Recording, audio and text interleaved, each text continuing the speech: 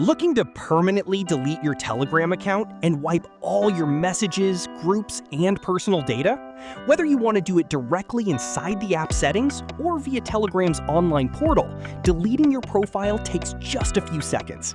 Let's walk through both methods. Hit subscribe and let's get started. Open Telegram settings. Launch the Telegram app and tap the Settings tab. Open Privacy and Security. Scroll down and select Privacy and Security. Select Delete Account. Under the Delete My Account section, tap If Away For and select Delete Account Now.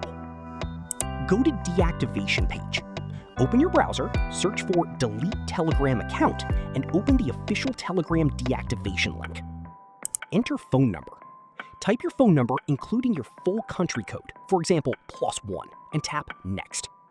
Paste confirmation code. Check your Telegram app for the login confirmation code, copy it, and paste it on the website. Sign in and select Delete.